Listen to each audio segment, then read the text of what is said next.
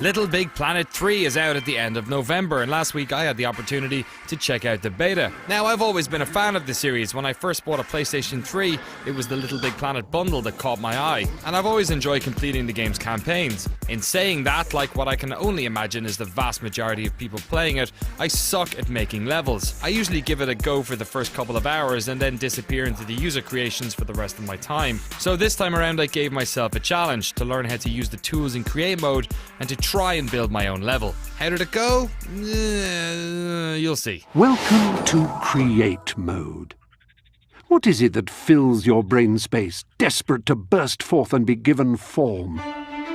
Okay, so first things first, the main barrier to entry with any LBP is using the tools. Like any level design tool, there are a lot of moving parts, and LBP 3 adds even more of them. Extra characters, a whole bunch more depth, and dozens of new ways to interact with the levels. However, unlike previous games in the series which required me to use trial and error to teach myself, LBP 3 has a new area called the Poppet Puzzles, which act as a single-player tutorial for learning the creation tools. Each lesson concentrates on a new concept like, say, editing size, or placing objects, or adding behaviors. And you're expected to use what you've learned to speedrun a section at the end of each level. These Poppet Puzzles actually do a great job of making using each of these systems second nature, and I really hope that they add a bunch more of these to the final game. So after playing a bunch of them, I give myself a few hours and decide to see what I can come up with. What did I come up with? Well, some sort of golf course thing with a bunch of spectators and a monkey on a mountain. The thing that I really enjoyed with creating levels in LBP3 was playing with the new depth. The logic systems in the game are clearly the main driver for the most popular levels,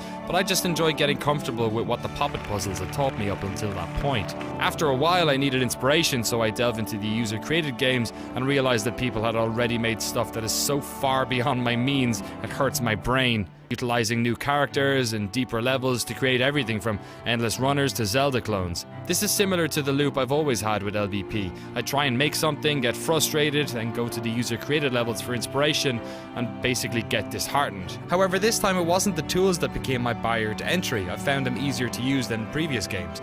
So I went back and chipped away some more and played around with interactivity. I've still not made a level I'd feel comfortable sharing, but for the first time with a Little Big Planet, I felt my design was under my control. I kinda knew what I was doing. So if I'm gonna take one thing away from my time with the beta, it's that I hope Sumo Digital add more of those Poppet Puzzles, maybe ones at higher levels, because I gladly keep learning and maybe over time I'll create my LBP magnum opus. For now though, it's clear to see that the wider community is capable of making enough crazy levels, and hopefully with these new tools and tutorials, more of us than ever before will be able to also. Time will tell. Little Big Planet 3 hits the PlayStation 3 and PlayStation 4 on November 18th here in the US, 26th in Europe, and 28th in the United Kingdom and Ireland. This is a blank canvas ready to be moulded into a wonder that all the Imagisphere can enjoy.